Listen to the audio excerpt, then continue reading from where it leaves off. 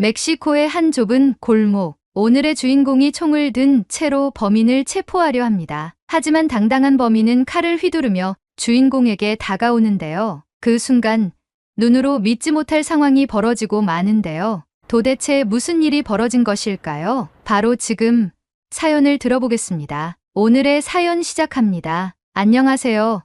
저는 마리아라고 해요. 현재 멕시코 정부의 당원 보좌관으로 활동하고 있습니다. 이 자리에 오기까지 제 인생에는 참 많은 이야기가 있었어요. 사실 보좌관직을 맡기 전에는 경찰로 일했거든요. 그동안 저를 여기까지 이끈 건 어린 시절부터 품어온 하나의 사명 덕분이에요. 그리고 그 사명을 더욱 분명하게 해준 곳은 한국이었죠. 참 많은 이야기들이 얽혀 있지만 오늘 그 이야기를 여러분과 나누고 싶어 이렇게 사연을 보내게 됐습니다. 제가 어렸을 때 제 아빠는 멕시코 북부 지역에서 마약 카르텔과 싸우시던 경찰이셨어요. 아빠는 매일매일 범죄자들을 쫓고 그들과 목숨을 걸고 싸우셨죠. 어린 나이에 그 모든 걸 다 이해할 수는 없었지만 아빠가 경찰 제복을 입고 집에 돌아오시는 모습은 언제나 너무 자랑스러웠어요. 아빠는 저에게 정말 영웅 같은 존재였거든요. 학교에서도 늘 친구들에게 자랑했어요. 우리 아빠는 진짜 용감한 경찰이야. 마약 카르텔 같은 나쁜 사람들을 잡아들이는 사람이거든. 이렇게 말하면서요. 하지만 제 인생을 뒤흔들었던 사건은 아빠가 한순간에 우리 곁을 떠나게 된 일이었어요. 아빠는 카르텔과의 대규모 마약 사건을 맡고 계셨는데 그 사건이 며칠 동안 계속되면서 아빠는 자주 집을 비우셨죠. 엄마도 저도 아빠가 언제나처럼 돌아오실 거라고 믿었어요. 집에 돌아오면 항상 웃으며 이번에도 큰 사건을 해결했어 라고 말씀하셨던 아빠였거든요. 그런데 그 믿음이 깨진 건 너무나 갑작스러웠습니다. 그날 밤 엄마와 저는 평소처럼 집에서 저녁을 먹고 있었어요. 그런데 갑자기 현관문을 두드리는 소리가 들렸죠. 평소와는 다른 긴박한 분위기였어요. 저는 거실에서 TV를 보고 있었고 엄마는 현관으로 나가셨죠. 문을 열자 경찰관 2명이 서 있었어요. 처음에는 그저 평범한 업무 관련 이야기인 줄 알았어요. 하지만 엄마는 몇 마디 말을 나누더니 그 자리에서 주저앉아 버렸어요. 그럴 리가 없어. 엄마의 그 한마디가 아직도 귀에 선명하게 남아있어요. 저는 그게 무슨 말인지 몰랐지만 곧이어 아빠가 카르텔 조직원들에게 총에 맞아 순직했다는 사실을 듣게 되었죠. 그 순간 제 세상은 무너졌어요. 아빠는 그저 잠깐 집을 떠난 것뿐이라고 생각했는데 다시는 돌아오지 못할 곳으로 가버리신 거예요. 그 후로 며칠간 집안은 정적에 휩싸였고 장례식이 열리던 날 저는 그 슬픔 속에서도 뭔가 받아들일 수 없는 혼란에 빠져 있었어요. 엄마는 아빠의 관 앞에서 흐느끼며 아무 말도 못하고 있었고 주변에서 위로하는 사람들조차 다 무겁게 고개를 떨군 채 한숨만 쉬고 있었죠. 아빠와 함께 일했던 동료 경찰관들이 저를 보며 눈물을 참는 모습이 아직도 기억나요. 아빠를 그렇게 잃고 나서 저와 엄마는 그 슬픔 속에서 헤어나올 수 없었어요. 엄마는 깊은 우울증에 빠졌고 저는 어떻게 해야 할지 몰라서 매일 밤 혼자 울곤 했죠. 하지만 그 고통 속에서도 제 마음의 불이 켜지기 시작했어요. 아빠가 목숨을 걸고 싸웠던 그 마약 카르텔. 그들이 저와 엄마에게 남긴 상처는 너무 깊었고 그 상처는 제게 사명감을 불어넣었어요. 언젠가 나도 경찰이 되어 아빠의 뜻을 이어받고 이 나라를 더 안전하게 만들 거야. 하지만 그 결심은 단순히 감정적인 복수가 아니었어요. 아빠가 돌아가신 후 저는 멕시코의 현실을 더 깊이 이해하게 되었죠. 카르텔과 그들과 결탁한 정부의 부패가 얼마나 심각한지 아빠가 싸우던 대상이 단순히 범죄자들만이 아니었다는 걸 깨닫게 됐어요. 그때부터 저는 더 큰 그림을 그리기 시작했어요. 단순히 범죄자들을 잡는 경찰이 아니라 이 나라의 시스템 자체를 바꿀 수 있는 사람이 되고 싶었어요. 그래서 저는 경찰이 되는 꿈과 더불어 나중에는 정부에서 일하며 부패한 시스템을 바로잡겠다는 목표를 세웠습니다. 그 결심이 더 뚜렷해지기 시작한 건 엄마가 아빠와 어떻게 처음 만나게 되었는지를 들으면서였어요. 아빠와 엄마의 만남은 특별했어요. 엄마는 멕시코 북부가 위험한 곳이라는 걸 잘 알고 계셨지만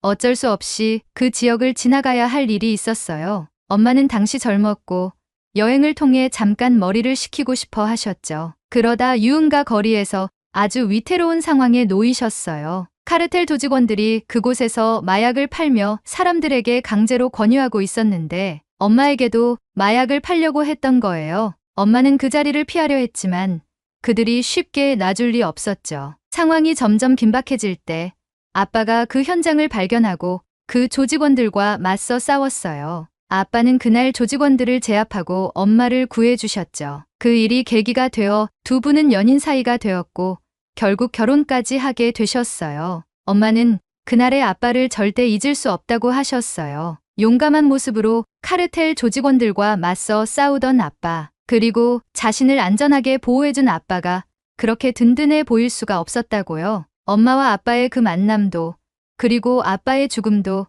결국 저를 이 길로 이끌었어요. 아빠가 목숨을 바쳐 지키려 했던 정의를 제가 이어받아 지키겠다고 결심하게 된 순간부터 제 인생은 경찰이라는 목표 하나로 집중되었죠. 그 후로 저는 경찰이 되기 위한 길을 걸어가기 시작했어요. 그리고 더 나아가 단순히 경찰이 아닌 정부에서 부패한 세력을 몰아내고 카르텔과 결탁한 세력을 없애기 위한 더 큰 목표를 세웠습니다. 그 결심이 저를 경찰대학으로 이끌었고 아빠의 뜻을 이어받아 누구보다 열심히 공부하게 만들었어요. 아빠의 뜻을 이어받겠다는 결심이 점점 강해지면서 저는 경찰이 되기 위한 길을 걸어가기 시작했어요. 고등학교를 졸업하자마자 경찰대학에 지원했죠. 아빠처럼 범죄와 싸우고 멕시코의 부패와 카르텔을 끝장낼 수 있는 방법은 경찰이 되는 것부터 시작해야 한다고 생각했어요. 경찰대에 들어가는 과정은 결코 쉽지 않았습니다. 체력 시험, 필기 시험,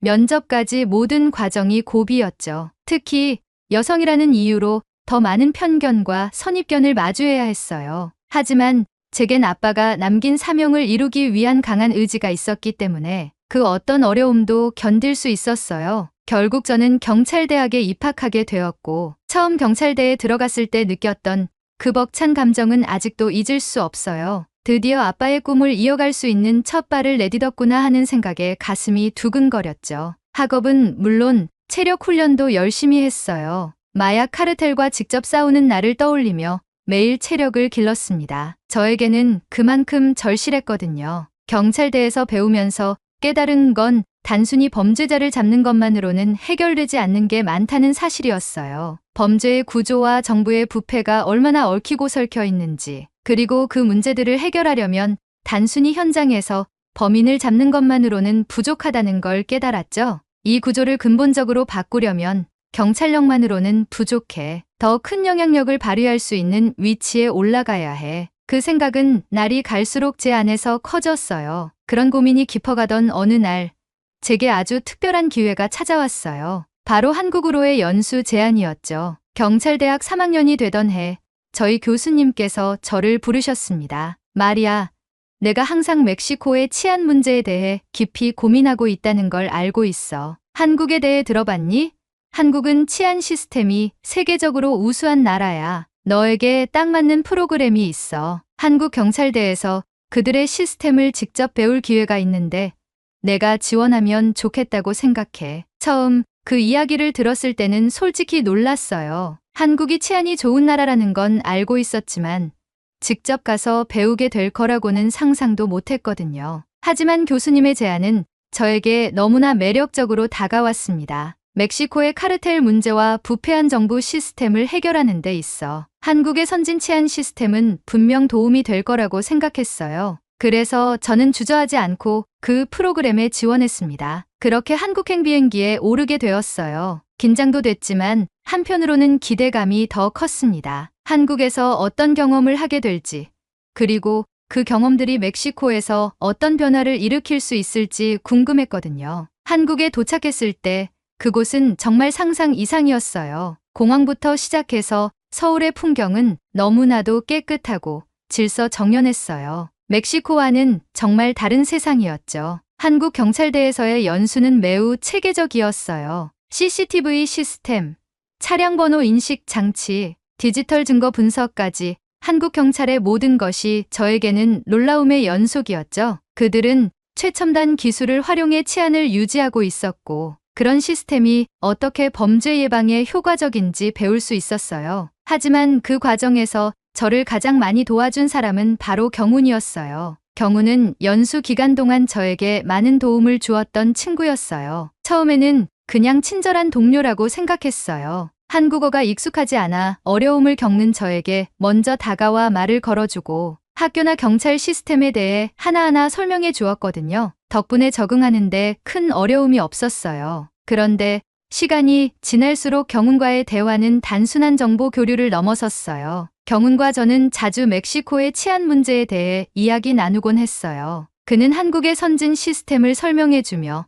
멕시코도 이런 시스템을 도입한다면 범죄율을 크게 낮출 수 있지 않을까라는 생각을 함께 나누곤 했죠. 저도 그런 생각을 하며 멕시코의 현실을 이야기했어요. 하지만 멕시코는 카르텔이 너무 깊숙이 뿌리 박혀 있어서 단순한 시스템 변화만으로는 부족할 거야. 카르텔과 결탁한 정부의 부패도 큰 문제거든. 그런 부패를 근본적으로 바꾸지 않으면 시스템만 도입한다고 해결되진 않을 거야. 라고 제 생각을 전했죠. 경훈도 제 말을 이해했어요. 그는 한국의 치안 시스템이 강력한 이유는 단순히 경찰력이나 기술의 발전 때문만은 아니라 정부와 시민들의 협력, 그리고 법과 질서에 대한 전반적인 사회적 의식이 뒷받침되기 때문이라는 걸 알려줬어요. 우리는 한국과 멕시코의 상황을 비교하면서 서로의 미래 방향에 대해 자주 이야기를 나눴어요. 우리는 각자의 나라에서 치안 문제를 어떻게 해결할지에 대해 진지하게 고민했고, 그것이 우리의 대화의 주된 주제가 되었죠. 경우는 멕시코의 카르텔 문제에 대해서도 깊은 관심을 보였어요. 카르텔이 그렇게 강력한 줄은 몰랐어. 한국에서는 상상도 못할 일이야. 하지만 내가 그 문제를 해결하려는 의지가 대단하다고 생각해. 경훈의 말을 들으면서 저는 점점 더 그와 가까워졌어요. 그도 저와 같은 사명감을 가지고 있다는 게 느껴졌거든요. 단순히 경찰로서의 역할을 넘어 세상을 더 나은 곳으로 만들고 싶다는 마음이 그에게도 있었어요. 그렇게 우리는 서로의 꿈과 목표를 공유하면서 점점 가까워졌어요. 경찰대 연수가 끝난 후에도 우리는 자주 서울 시내를 돌아다니며 미래에 대해 이야기를 나눴어요. 특히 남산타워에 올라가 서울의 야경을 내려다보며 나눈 대화들은 저에게 정말 소중한 추억으로 남아있어요. 경훈과 함께라면 어떤 어려움도 이겨낼 수 있을 것 같았죠. 저희는 함께 더 나은 미래를 꿈꿨고 서로에게 깊이 의지하게 되었습니다. 그러나 연수 기간이 끝나갈 무렵 다시 이별의 순간이 다가왔어요. 멕시코로 돌아가야 할 날이 가까워지면서 우리는 작별을 준비해야 했죠. 경훈은 제 손을 잡고 말했어요. 나도 꼭 멕시코로 갈게. 열심히 준비해서 너와 함께 멕시코에서 치안 문제를 해결할 방법을 찾을 거야. 그러니까 조금만 기다려줘. 저는 그의 말을 믿고 멕시코로 돌아왔습니다. 하지만 시간이 지나면서 경훈의 연락은 점점 뜸해졌고 결국 완전히 끊겨버렸어요. 처음엔 너무 바빠서 그런 거라 생각했지만 시간이 갈수록 실망스러웠어요. 내가 잘못 생각한 걸까? 경훈에게 나는 그저 지나가는 인연이었나? 온갖 생각이 들었죠. 결국 저는 그를 잊기로 결심했어요. 연락처도 바꾸고 이제는 내 일에만 집중하겠다고 다짐했죠. 한국에서 연수를 마치고 멕시코로 돌아온 후 저는 마지막 학기를 마치고 경찰대를 졸업했습니다. 졸업식 날 아빠의 사진을 품에 안고 울었던 기억이 나요. 아빠가 보셨다면 자랑스러워했을 그 순간을 저는 혼자 감당해야 했죠. 그렇게 경찰대 졸업과 함께 멕시코 경찰로서의 길을 본격적으로 걷기 시작했습니다. 한국에서 배운 치안 시스템을 바탕으로 멕시코의 치안 문제를 개선하고 싶었지만 현실은 생각보다 복잡하고 어려웠어요. 한국의 선진 치안 시스템은 분명 인상적이었지만 멕시코의 치안 문제는 그저 시스템만으로 해결될 수 없는 깊은 뿌리를 가지고 있었죠. 특히 카르텔이라는 거대한 장벽은 저의 모든 노력을 막고 있는 듯했어요.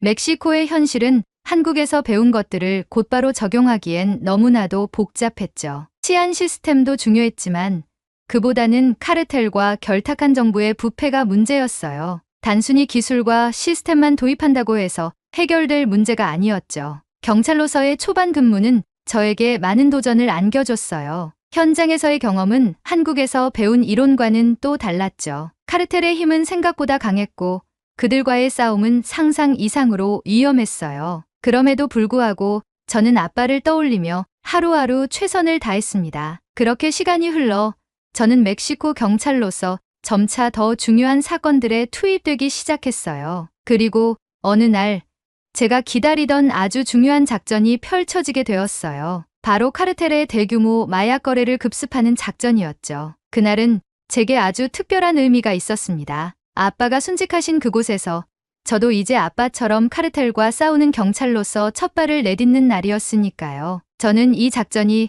꼭 성공하기를 간절히 바랐습니다. 하지만 그날도 여성이라는 이유로 백업 대기를 하라는 명령을 받았어요. 전방에서 직접 작전에 투입되길 원했지만 저는 지원팀으로 분류되어 차량에서 대기해야 했죠. 현장에서 직접 범죄자들과 맞서 싸우고 싶었지만 현실은 그러지 못했어요. 언젠가는 내가 직접 카르텔과 싸우게 될 날이 오겠지라고 스스로를 다독이며 그날의 작전에 임했어요. 작전이 시작되고 얼마 지나지 않아 급습 현장에서 혼란이 일기 시작했어요. 무전기에서는 카르텔 조직원들이 도주 중이라는 보고가 들어왔죠. 저는 차량 안에서 무전을 듣고 있었는데 문득 멀리서 누군가 빠르게 도망치는 모습이 보였어요. 그를 놓치면 안 되겠다는 생각이 들었죠. 저는 주저하지 않고 차량에서 내려 그를 추격하기 시작했어요. 그 조직원은 빠르게 도망치면서 저를 따돌리려 했지만 저는 끝까지 그를 쫓아갔어요. 결국 그 조직원은 좁은 골목으로 들어갔고 저는 그를 놓치지 않으려고 뒤따랐죠. 그러다 그가 갑자기 멈춰서 저를 돌아봤어요. 그 조직원은 제가 여성이라는 걸 알아차린 후 비웃으며 저를 바라봤죠. 그는 조롱하듯 여성비하적인 발언을 뱉으며 칼을 꺼내기 시작했어요. 그 순간 제 심장은 두근거렸지만 절대 물러설 수 없었어요. 총을 꺼내 들고 멈춰. 넌 이제 끝났어. 라고 단호하게 외쳤지만 그는 그 말을 듣자마자 쏴보라고 말하며 제게 위협적으로 다가왔습니다. 상황이 급박하게 돌아가는 그 순간 어디선가 덩치 큰 남자가 빠르게 나타났어요. 그는 한순간에 화려한 발차기로 그 조직원을 제압했죠. 저는 믿을 수 없다는 표정으로 그를 바라봤어요. 덩치 큰 남자가 조직원에게 수갑을 채우고 제게 천천히 걸어오기 시작했어요. 가로등 불빛이 어둑한 골목을 비추는 가운데 그의 얼굴이 서서히 드러났죠. 그 남자는 경훈이었어요. 저는 그 자리에 얼어붙은 듯 놀랐어요. 믿기지 않았죠. 그동안 연락이 끊겼던 그가 어떻게 멕시코에서 경찰복을 입고 카르텔과 싸우고 있는지 이해할 수 없었어요. 경훈도 저를 보고 놀란 표정이었어요. 마리아, 그는 놀란 눈으로 저를 바라봤어요. 저도 경훈을 똑같이 놀란 눈으로 쳐다보며 말했죠. 경훈, 이게 어떻게 된 일이야? 왜 여기에 있는 거야? 그 순간 모든 것이 혼란스럽게 느껴졌어요. 그 후 우리는 급히 그 조직원을 제압한 뒤 안전한 곳으로 이동해 이야기를 나누기 시작했어요. 경훈은 그동안의 이야기를 차근차근 설명해 주었죠. 그는 제가 멕시코로 돌아간 후 멕시코에 오겠다는 약속을 지키기 위해 정말 많은 노력을 해왔다고 했어요. 부모님은 멕시코가 위험하다며 강하게 반대했지만 경훈은 결심을 굳히고 스페인어를 배우며 멕시코로 오기 위한 준비를 해왔다고 해요. 그리고 마침내 멕시코 경찰 파견 근무 기회를 발견하고 그 자리에 지원해 멕시코로 오게 된 것이었죠. 현장에서 만났을 때도 우리 팀과 다른 경찰서에서 온 백업팀 중에 경훈이 포함되어 있었던 거예요. 하지만 경훈도 저에게 연락이 끊긴 이유에 대해 답답해했어요. 제가 번호를 바꿨다는 사실을 몰랐던 경훈은 연락할 방법이 없었고 결국 직접 멕시코로 와서 저를 찾을 기회를 기다리고 있었다고 해요. 멕시코에서 경찰로 근무하면 혹여나 만나지 않을까 하는 기대를 안고 말이죠. 연락이 안 돼서 답답했어. 너에게 무슨 일이 생긴 건 아닌지 걱정됐는데 그의 말에선 진심이 느껴졌어요. 그 이야기를 들으며 그동안의 오해가 풀리기 시작했어요. 저는 그동안 경훈을 잊으려 했던 모든 순간들이 떠올랐지만 그가 이렇게까지 노력하고 있었다는 사실을 알게 되자 마음이 풀렸죠. 그날 우리는 카르텔과의 싸움 속에서 제외했지만 그 싸움이 단순한 전투 이상의 의미가 있었어요. 우리는 다시 한번 같은 목표를 가지고 있음을 깨달았어요. 경훈도 저도 범죄와 싸우고 더 나은 세상을 만들기 위한 사명감을 공유하고 있었고 그 사명감이 다시 우리를 연결해 준 거였죠. 그날 이후 저는 경훈과 다시 자주 만나며 우리의 관계를 회복해 갔어요. 시간이 많이 흘렀지만 서로에게 향해했던 감정과 신뢰는 다시금 깊어졌어요. 그동안 멀어졌던 시간들은 오해에서 비롯된 것이었고, 이제 우리는 같은 목표를 향해 다시 나아가고 있었죠. 경우는 멕시코 경찰로 파견 나와 있었지만 파견 근무가 끝나면 다시 한국으로 돌아가야 하는 상황이었어요. 파견 근무가 끝나면 멕시코를 떠나야 할지도 몰라. 하지만 난 여기서 멈추지 않을 거야. 경우는 확신에 찬 목소리로 말했어요. 그는 한국으로 돌아가서 멕시코 대사관의 경호직에 지원할 계획을 세웠어요. 그 자리에 합격하면 다시 멕시코로 돌아올 수 있어. 그리고 대사관에서 일하면서 너의 꿈을 응원하는 남자가 될게. 저는 경훈의 결심에 감동받았어요. 그리고 경훈의 넓은 어깨에 폭 안겼죠. 경훈과 다시 재회한 후 저는 엄마에게 경훈을 소개하러 갔어요. 그동안 엄마에게 경훈 이야기를 많이 했지만 직접 만나뵌 적은 없었죠. 그래서 경훈과 함께 집으로 갔습니다. 엄마는 우리가 들어오는 걸 보자 환한 미소로 맞아주셨어요. 제가 경훈을 소개하자 엄마는 친절하게 그를 맞아주셨죠. 엄마,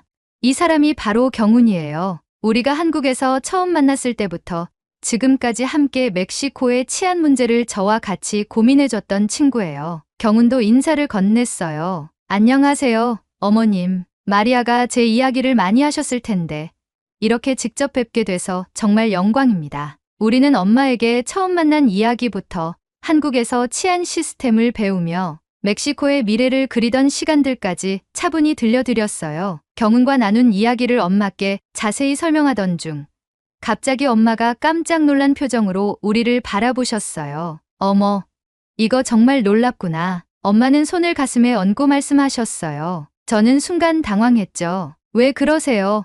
엄마? 제가 물었어요. 엄마는 미소를 지으면서 말씀하셨어요. 너희 이야기, 내가 너희 아빠를 처음 만났을 때와 너무 비슷하잖니. 예전에 내가 얘기했지 않아?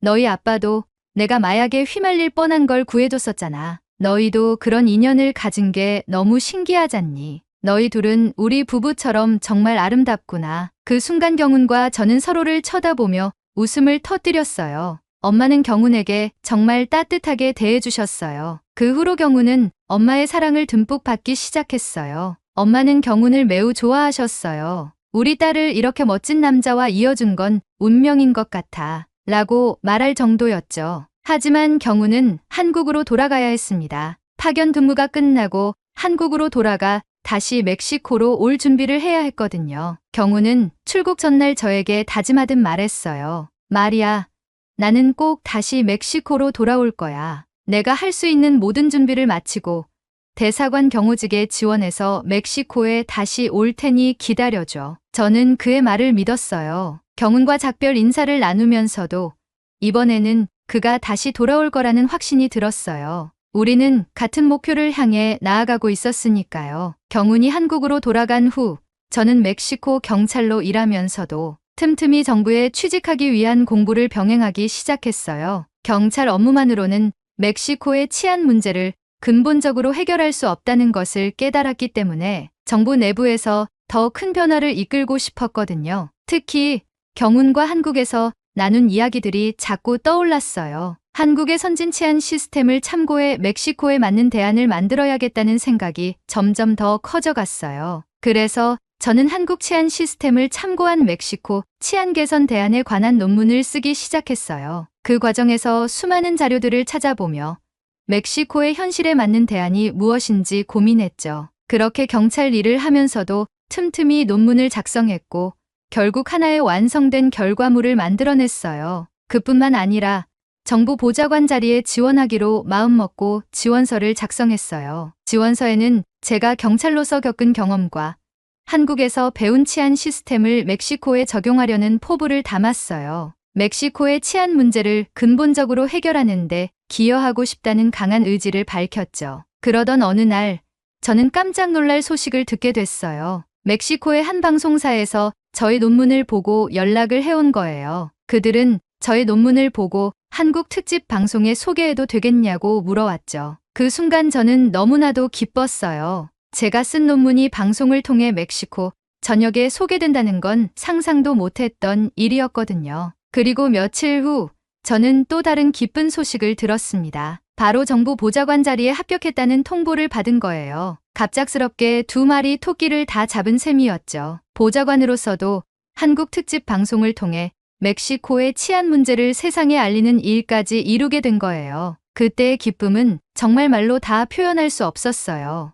보좌관으로 첫 출근을 하던 날, 저는 벅찬 마음을 안고 새로운 출발을 했습니다. 경찰로서의 경험을 바탕으로 이제는 정부 내에서 멕시코의 치안 문제를 해결하기 위한 정책을 추진할 수 있게 된 거였죠. 그리고 한국 특집 방송과 관련된 인터뷰를 위해 방송국의 초청을 받았어요. 방송국에서 진행된 인터뷰에서 저는 한국의 치안 시스템을 바탕으로 쓴 논문에 대해 이야기하며 멕시코에 이를 어떻게 적용할 수 있을지 설명했어요. 그 방송은 멕시코 전역에 방영되었고 그날 저녁에 멕시코 대통령이 한국 특집 방송을 시청하라고 직접 권유하면서 방송의 파급력은 엄청났죠. 한국의 치안 문제를 다루는 부분이 나왔을 때 저는 내심 뿌듯하고 기뻤어요. 멕시코의 치안을 개선하는데 내가 기여했다는 자부심이 느껴졌죠. 나의 작은 노력이 멕시코 전역에 영향을 미치고 있다는 생각이 들면서 정말 행복했습니다. 지금 저는 멕시코 국회의원 보좌관으로서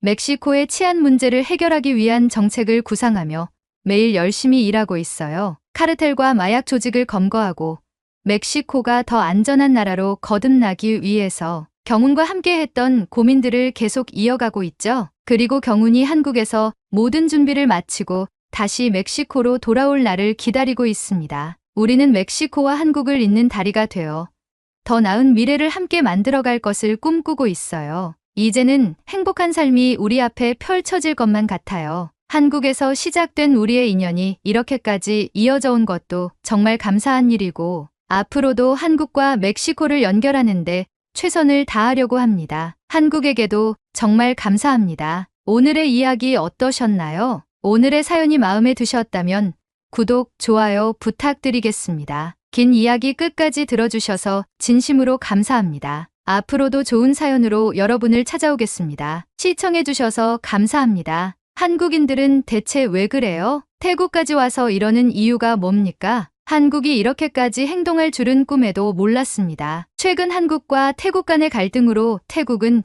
그야말로 난장판이 되었죠. 최근 불어닥친 태풍 야기 때문에 천벌을 받았다고 하는 한국의 네티즌도 많은데요. 한국에 거주했던 불법 체류자들이 검거되고 강제 송환되고 일자리를 잃은 태국인들이 공항에서 눈물을 흘리며 정부에 하소연을 하고 있고 심지어 태국의 국방부 장관은 한국 불바다 발언까지 일삼으며 도발을 하고 있죠. 태국 정부의 감정적인 행동에 반한 감정을 가진 태국인들이 늘어나며 태국 현지에서도 갈등이 극에 달하고 있는데요. 이 와중에 태국 현지에서 한국인 때문에 벌어진 일이 그 자리에 있던 모두를 조용하게 만들었다는 사연을 가져왔습니다. 바로 지금 사연 들어보겠습니다. 오늘의 사연 시작합니다. 안녕하세요. 저는 태국 방콕에서 아버지와 함께 작은 호텔을 운영하고 있는 38살 수안나라고 합니다. 저희 호텔은 규모가 크지는 않지만 부모님과 함께 운영하면서 손님들에게 정성껏 서비스를 제공하고 있죠. 아버지는 젊은 시절부터 호텔리어로 시작해 방콕의 큰 호텔에서 지배인까지 지내시며 수많은 관광객에게 최상의 서비스를 제공해 오신 분입니다. 아버지는 호텔리어로 일하실 때부터 관광객들에게 인기가 많았어요. 손님들이 원하는 것은 무엇이든 들어주려 노력하셨고 서비스에 대한 마음가짐이 워낙 좋으셔서 팁도 많이 받으셨죠. 아버지는 젊은 시절의 경험을 바탕으로 동생이 태어나던 시기에 작은 건물을 매입해 호텔로 꾸미셨습니다. 이후 어머니와 함께 지금까지 그 호텔을 운영하고 계십니다. 아버지와 어머니는 고객들에게 진심 어린 서비스를 제공하면서 방콕에서 명성을 쌓으셨습니다. 비록 큰 호텔은 아니었지만 저희 호텔은 합리적인 가격과 높은 서비스, 품질 덕분에 많은 관광객들이 꾸준히 찾아왔어요. 저도 부모님이 호텔을 찾아주시는 고객분들에게 서비스를 제공하는 모습을 보고 자라왔기 때문에 대학도 호텔 경영학을 전공하게 되었고 아버지의 뜻을 물려받아 아버지의 호텔의 발전을 위해 노력을 하며 여기까지 왔습니다. 저희 호텔은 한국과 중국 관광객들에게 인기가 많았습니다. 아버지는 호텔리어 시절부터 각 나라 관광객들에게 최상의 서비스를 제공하기 위해 기본적인 회화 언어를 익히셨고 특히 한국어와 중국어를 열심히 공부하셨습니다. 시간이 지나면서 아버지와 어머니 두 분 다 한국어와 중국어를 능숙하게 구사하게 되셨죠. 저희 부모님께 배운 고객 중심의 서비스 철학 덕분에 저와 동생도 자연스럽게 한국어와 중국어를 익히며 자랐습니다. 어릴 적부터 호텔에서 부모님이 손님들과 한국어, 중국어로 대화하는 것을 들으며 자라왔기에 저희도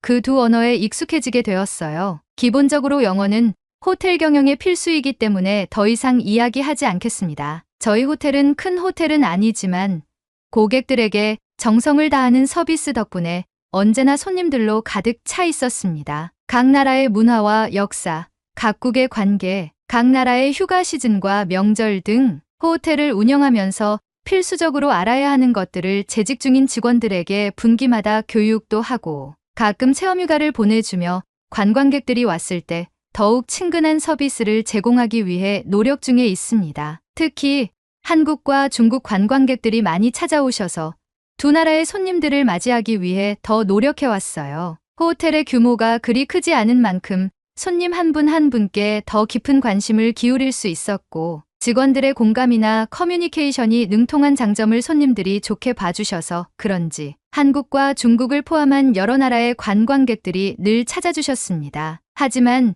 최근 호텔에 상주하는 저희 가족과 직원들에게 암흑기가 찾아왔죠. 여러분도 아시다시피 몇 달 전부터 태국에서 벤코리아 운동이 점점 확산되기 시작했습니다. 이 운동은 처음엔 그저 온라인에서 시작된 작은 움직임일 뿐이라고 생각했으나 사태의 심각성을 부추기는 여론이 크게 확장되며 반한 감정이 급격히 커지게 되었고 그 영향이 저희 호텔에도 큰 파장을 일으키기 시작했습니다. 저희 호텔은 한국인 관광객들이 자주 찾는 곳이었기 때문에 이 운동이 저희에게 미치는 영향은 정말 컸습니다. 처음에는 단순히 SNS에서 한국 제품을 사지 말자, 한국 드라마와 음악을 보지 말자는 글이 보이기 시작해서 단순히 태국의 몇몇 네티즌들의 감정이 섞인 하소연과 동정의 글인 줄 알았어요. 하지만 온라인 커뮤니티에서 사람들이 한국에 대한 불만이 물밀듯이 쏟아지기 시작했고 한국을 거부하자는 목소리가 점점 더 커져갔죠. 그리고 그 감정은 온라인을 넘어서 현실로 나타나기 시작했습니다. 각종 매체와 고위공직자 및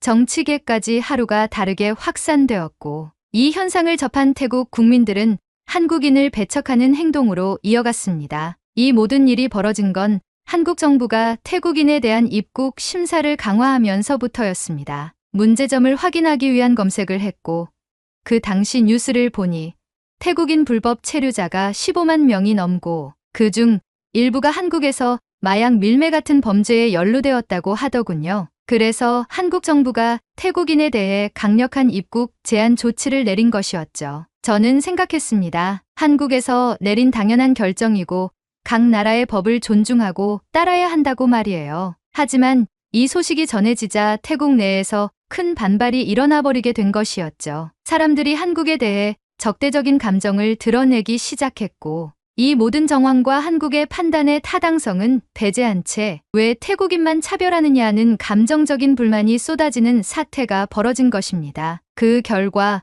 벤코리아 운동이 시작되었고 유명 인플루언서들과 유명 가수들의 한국에서 당한 불편함과 불만을 공유하며 큰 파장이 되었고 한국과 관련된 모든 것을 거부하자는 국민들의 움직임이 더욱더 커져갔습니다. 저희 호텔도 그 여파를 피할 수 없었습니다. 워낙 한국인 관광객들이 자주 찾아오는 곳이라 호텔을 겨냥한 항의가 이어졌어요. 처음에는 전화로 한국인 손님을 받지 말라는 항의가 들어왔습니다. 저는 관광업과 숙박업을 책임지는 사람의 입장으로서 그럴 수 없다고 했습니다. 그러고 며칠 후 사람들이 피켓을 들고 거리를 활보하며 상인들에게 시위를 하기 시작했습니다. 호텔 입구 앞에 몰려와 시위를 벌이기도 했죠. 피켓에는 벤코리아, 한국인 추방하자라는 글귀가 적혀 있었고 심지어 한국인들이 보기 편하게 한국어로 번역까지 해서 들이미는 추태까지 벌였죠. 직원들과 저희 가족은 이 상황을 중재하며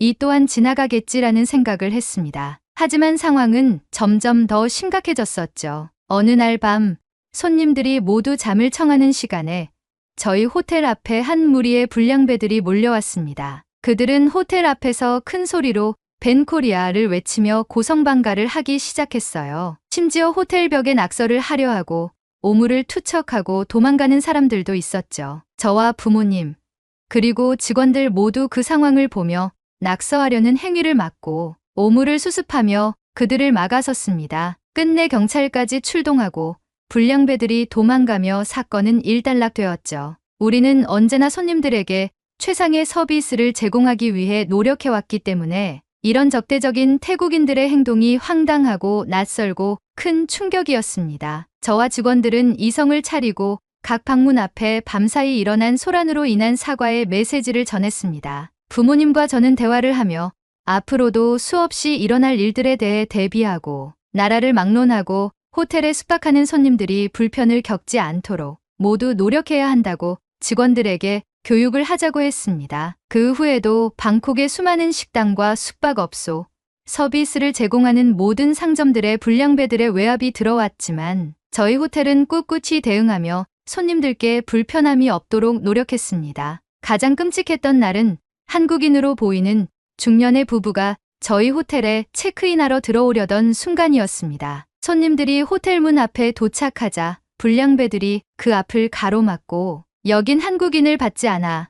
다른 데로 가라며 큰 소리로 소리쳤습니다. 손님들은 자신의 앞에 펼쳐진 상황에 당황해서 어찌할 줄 몰랐고 그 모습을 본 저희 아버지는 화를 참지 못하셨습니다. 평생을 손님을 위해 헌신해 오신 분이셨고 손님에게 무례하게 대하는 것은 절대 용납할 수 없는 일이었죠. 아버지는 그들에게 다가가 왜 이러느냐 하며 항의하셨고 그들과 언쟁이 벌어졌습니다. 저는 한국인 부부를 재빨리 안으로 모시고 문을 닫고 태국의 불량배들인데 가끔 저런 행동을 한다고 말하며 크게 신경 쓰지 말고 입실 안내를 도와드린다고 했습니다. 직원을 불러 체크인을 유도하고 손님에게 무료로 웰컴티와 웰컴 프룻을 제공하라고 전달했죠. 그리고 밖을 나간 순간 경악을 금치 못했습니다. 상황이 더 격해져 있었고 심지어 이를 구경하는 관광객들도 몰리기 시작했죠. 언성을 높이던 불량배들은 물러서지 않았고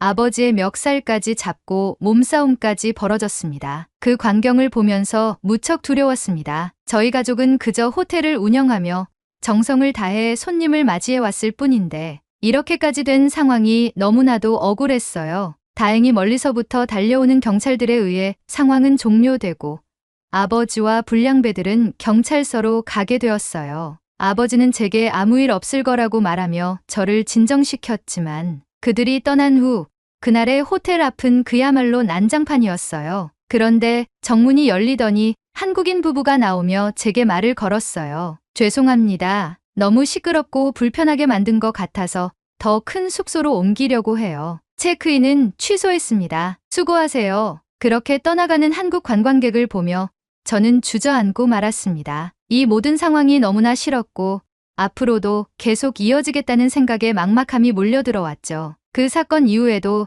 저희 호텔은 계속해서 같은 문제에 시달렸습니다. 항의는 끊이지 않았고 호텔 앞에서는 크고 작은 시위가 이어졌습니다. 직원들은 불안에 떨었고 저희 가족도 계속해서 불안을 느끼며 영업을 이어갔습니다. 벤코리아 운동의 영향은 이렇게 직접적인 위협이 되어 저희를 괴롭히고 있었죠. 저희 호텔이 한국인 손님들에게 주었던 따뜻한 환대는 이제 갈등의 대상이 되었고 그 사실이 너무나도 마음 아팠습니다. 결국 아버지는 경찰과 논의를 하기 위해 경찰서를 찾아가셨고 저희 호텔을 중심으로 주변 상권의 치안을 강화하기 위한 순찰과 긴급 출동 버튼 설치에 대해 이야기까지 하고 오셨습니다. 저는 이 모든 일이 태국 내에서 일어난 반한 감정과 벤코리아 운동에서 비롯되었다는 것을 받아들이면서 화가 치밀어 올랐습니다. 이로 인해 피해를 입는 것은 결국 저희처럼 평범한 사람들, 그리고 여행을 즐기려는 무고한 한국인 관광객들이었습니다. 이 갈등이 언제 끝날지도 모르는 상황에 방임하고 있는 정부와 망언을 퍼붓는 여행업협회 임원들이 얄미웠습니다. 그리고 이 여론에 선동질 당해서 감정적인 말을 내뱉고 행동하는 국민들이 한심했습니다. 언제 다시 평화로운 일상으로 돌아갈 수 있을지 모르겠지만 이 또한 우리가 감수해야 할 일이고 엎질러진 물이고 되돌릴 순 없고 묵묵히 최선을 다해 호텔을 운영하며 버텨야겠다는 생각뿐이었습니다. 한국인 관광객의 발길이 점점 끊기면서 자연스럽게 중국인 관광객들이 더 많이 찾아오기 시작했습니다. 하지만 이것이 저희 호텔뿐만 아니라 태국 전반에도 좋지 않은 영향을 미치고 있었습니다. 중국인 관광객들이 다녀간 곳은 항상 쓰레기로 넘쳐났고 질서가 전혀 지켜지지 않는 경우가 많았어요. 호텔 내부에서 흡연을 하는 것은 물론이고 바닥에 침을 뱉는 경우도 비일비재했죠. 점점 직원들의 불만이 쌓여갔습니다. 평소보다 청소를 몇 배나 더 해야 했고 매번 흡연 구역에서의 흡연을 안내하는 일도 반복됐습니다. 가끔 제가 중국인들에게 최대한 친절하게 안내를 하며 주의를 주었음에도 불구하고 그때뿐이지 중국인 관광객들은 변하지 않았습니다. 한때 한국 관광객들이 오던 시절에는 이렇게까지 혼란스럽지 않았기에 직원들은 더 힘들어하고 하소연을 하기 시작했어요. 저는 이 부분에 대해 아버지와 대화를 나눴습니다. 한국인 관광객이 줄어들고 중국인 관광객이 많아지며 자연스레 시위도 줄어들고 불미스러운 일이 줄어들었고 중국인 관광객들이 호탕하게 금액을 지불하고 서비스를 누리는 모습에 호텔을 경영하는 부분은 좋아졌지만 청결과 매너가 사라지고 점점 중국인의 소굴이 되어가는 듯한 느낌을 받는다며 아버지도 지금의 상황이 이해되지 않는다며 한숨을 쉬셨습니다. 아버지가 호텔리어로 처음 일하던 시절에는 중국인 관광객들이 기본적인 질서와 예의를 지키는 편이었다고 하더라고요. 하지만 시간이 지나면서 점점 더 무질서하고 거칠어진 것 같다며 아버지는 요즘의 중국인 관광객들이 너무 달라졌다고 말씀하셨어요. 하지만 우리는 편협한 시각으로 보지 않고 호텔을 찾아주시는 모든 숙박객들에게 최고의 서비스를 제공하자는 이념을 가지고 있었기에 불편함 없이 행복한 추억을 만들어드리기 위해 노력하자고 결론을 내고 대화를 마쳤습니다. 그리고 며칠 후 이 글을 쓰게 된 사건이 터지게 되었습니다. 그날은 오랜만에 한국인 관광객이 저희 숙소를 예약했습니다. 아버지와 저는 그 소식을 듣고 내심 기뻤어요. 불량배들 때문에 한국인 손님을 잃은 상황이 반복되었지만 이번엔 반드시 무사히 맞이하고 싶었습니다. 제 남동생은 군인 출신이라 체력이 좋고 몸이 단단합니다. 어릴 적부터 다양한 운동을 했고 운동신경이 남달라요. 무에타이와 주짓수도 배우는 중이라 동생에게 도움을 요청했어요. 동생은 흔쾌히 수락했고 그날 남동생은 호텔 입구에서 혹시라도 입장하는 손님을 방해하려는 불량배들을 미리 단속하겠다며 자리를 지켰습니다. 저와 아버지 그리고 모든 직원들이 최선을 다해 한국인 손님을 맞이할 준비를 했습니다. 몇 시간이 흐르고 중년의 한국인 관광객이 호텔에 도착했습니다. 입구에서부터 남동생의 환대를 받은 그분이 로비로 입장하며 태국어로 인사를 할 때 저희는 어서 오세요, 환영합니다 라고 한국어로 반겼어요. 그분이 놀라는 표정을 지으시며 저희에게 다시 한국어로 인사할 때 오랜만에 듣는 한국어라 그런지 저와 아버지 모두 무척 반가웠습니다. 자연스레 그분과 대화를 하며 체크인으로 안내를 하고 직원들에게 특별히 신경 쓰라고 말을 전했습니다. 오랜 시간 한국인 손님들을 많이 맞아왔던 우리는 이번에도 최선의 서비스로 그분을 맞이했습니다. 첫날은 그렇게 별 문제 없이 지나갔고 다행히 아무 일도 없었죠. 그런데 다음 날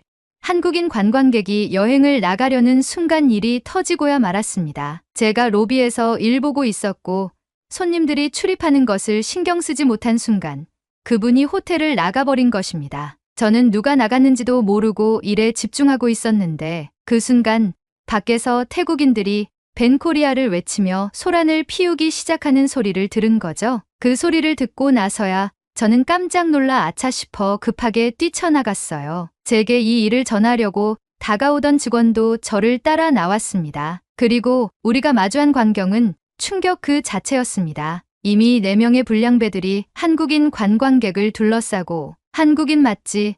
너희는 태국 올 자격 없어. 너도 추방시켜줄게.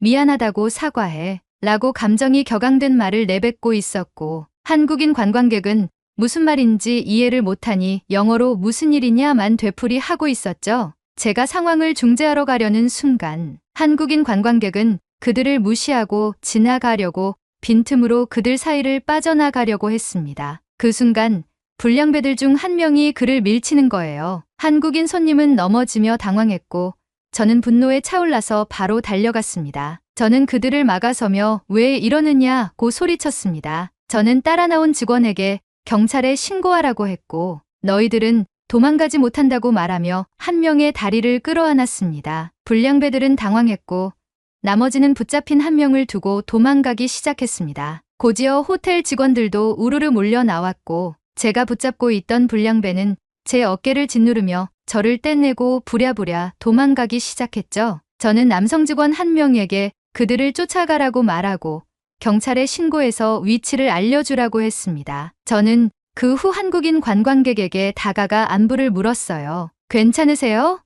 정말 죄송합니다. 이런 상황을 만든 태국도 싫고 한국의 미안한 감정에 사무쳐서 손님에게 정말 이 죄송한 마음을 어떻게 표현해야 할지 막막했습니다. 그런데 놀라운 일이 벌어졌어요. 되려 한국인 손님은 저를 일으키며 먼지를 털어주었고 미소를 띠며 저를 향해 말해주었습니다. 양국의 사이가 좋지 않아서 이런 일이 일어날 거라고 예상했습니다. 그건 감수하고 왔습니다. 사실 한국은 이런 반한 감정을 과거 일본이나 중국에서도 느꼈고 지금도 느끼고 있는 감정 중에 하나라고 생각해요. 너무 신경 쓰지 마세요. 저는 태국의 아름다운 유적지와 관광지를 보러 온 것이기 때문에 제 여행에 후회가 없습니다. 그리고 이런 문제로 마음이 흔들리지도 않고요. 장소와 명소들은 잘못이 없고 호의를 베풀려고 하는 당신도 마찬가지입니다. 저를 이렇게 걱정해주고 환대해줘서 고맙습니다. 이제 더 이상의 걱정은 하지 마세요. 저는 제 여행을 즐기고 오겠습니다. 그분의 말은 너무나도 성숙했고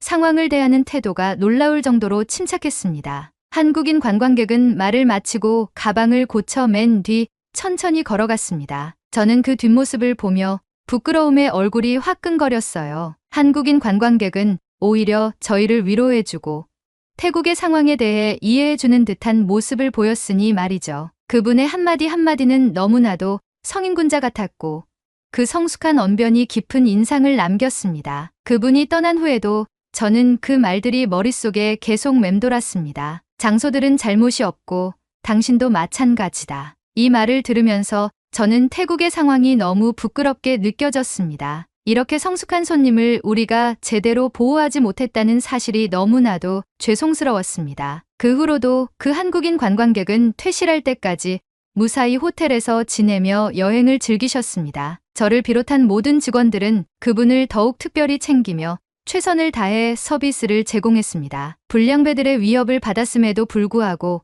그분은 저희에게 미소로 화답했고 떠나실 때는 팁도 넉넉하게 주고 가셨습니다. 심지어 그분은 다른 손님들, 특히 중국인 관광객들이 호텔에서 흡연을 하거나 바닥에 침을 뱉는 모습을 볼 때마다 대신 나서서 그러지 마세요.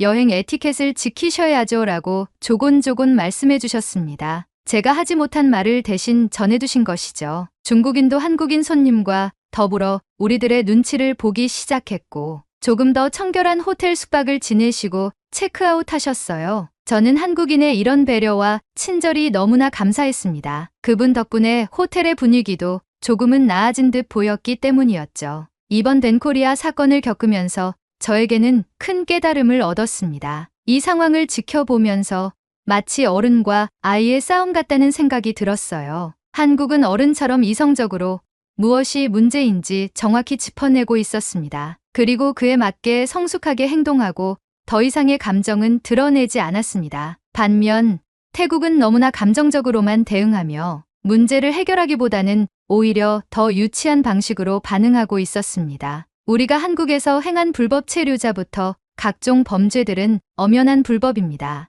태국인들이 생계를 위해 돈을 벌려면 정당한 법의 체제 아래에서 떳떳하게 벌어야 한다고 생각합니다. 감정에 휩쓸려 불필요한 갈등을 일으키는 것은 현명한 선택이 아니라고 생각하게 되었습니다. 저는 한국에 진심으로 죄송한 마음과 동시에 감사한 마음을 느꼈습니다. 태국 내에서 벤코리아 운동이 일어나고 반한 감정이 커지면서 관광업 종사자들이 직격탄을 맞고 있지만 한국은 그런 상황에서도 이성을 잃지 않고 태국과의 관계에서 지켜야 할 선을 넘지 않았습니다. 한국인 관광객 한 분이 보여주신 성숙한 태도는 그 나라의 모습 자체를 그대로 보여주는 것 같았습니다. 앞으로 저는 태국에서 관광업에 종사하는 사람으로서 우리 태국이 이번 사건을 어떻게 대처해야 하는지 더 깊이 고민하고 잘못된 점을 바로잡기 위해 목소리를 내야겠다고 다짐했습니다. 이번 사건은 단순한 경제적 문제가 아니라 불법과 잘못된 행동들에 대한 경각심을 태국 내에서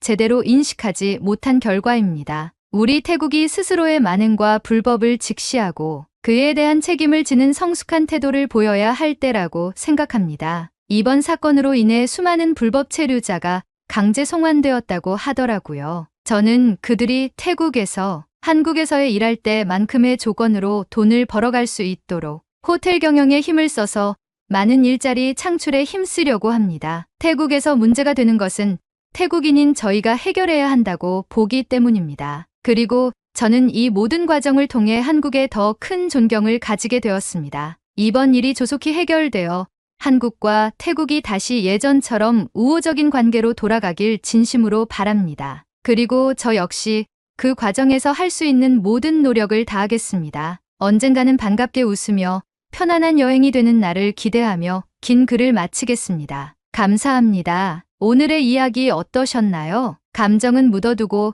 이성적으로 대화를 나누는 날이 빨리 왔으면 합니다. 오늘의 사연이 마음에 드셨다면 구독, 좋아요 부탁드리겠습니다. 긴 이야기 끝까지 들어주셔서 진심으로 감사합니다. 앞으로도 좋은 사연으로 여러분을 찾아오겠습니다. 시청해주셔서 감사합니다.